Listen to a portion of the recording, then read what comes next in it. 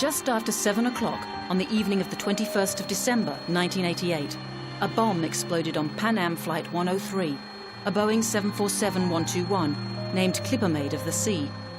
The aeroplane had taken off from Heathrow Airport and was en route for JFK in New York.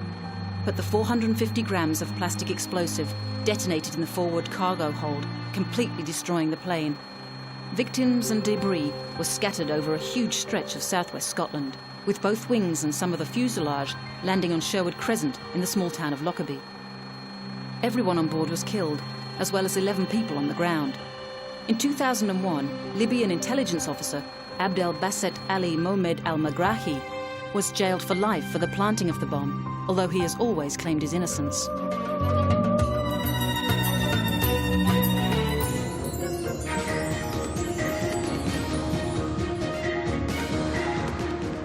In a city full of recognisable landmarks, the Tower of London still stands out as one of the most historical and fascinating buildings in the English capital.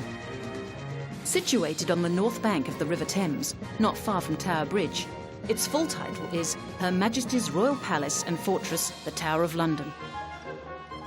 The most familiar part of the building is the original White Tower, the square fortress constructed by William the Conqueror in 1078. Today, the tower is first and foremost a tourist destination, famous for its yeoman warders, or beefeaters. They have patrolled the grounds since 1485, when first installed as Henry VII's bodyguards. Now, while they officially protect the crown jewels, they mostly serve as guides to the thousands of tourists who visit the tower every year. In 2007, the first ever female beefeater, Moira Cameron, joined their ranks. But the tower wasn't always such a jolly place to be.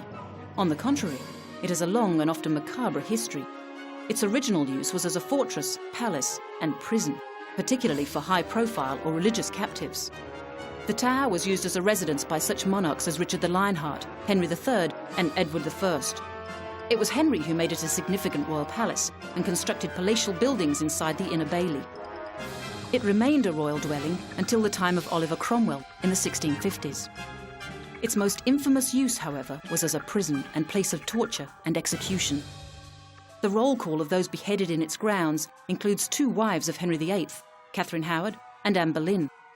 The latter's ghost is said to walk around the tower with her head tucked underneath her arm. Other famous captives included Sir Walter Raleigh, Guy Fawkes, and even Queen Elizabeth I, who was held for a couple of months in 1554 on suspicion of being involved in Wyatt's rebellion.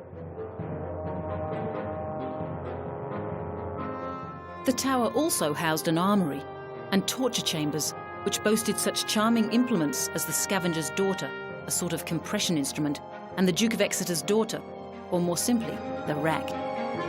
And while they may not have been acquainted with either of these two horrific daughters, the princes in the tower almost certainly suffered within its walls.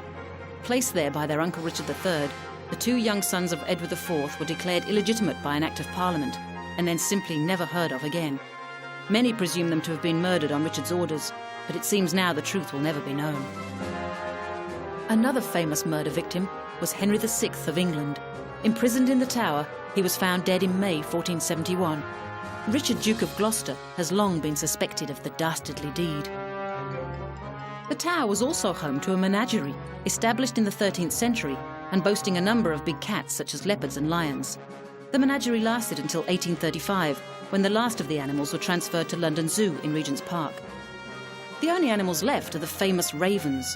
The legend has it that the tower, the monarchy and the entire kingdom would fall if they ever left.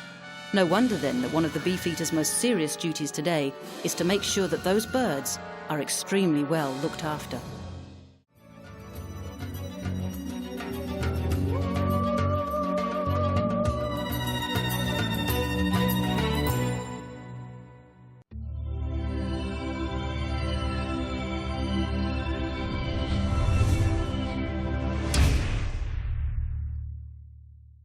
Three, two, one.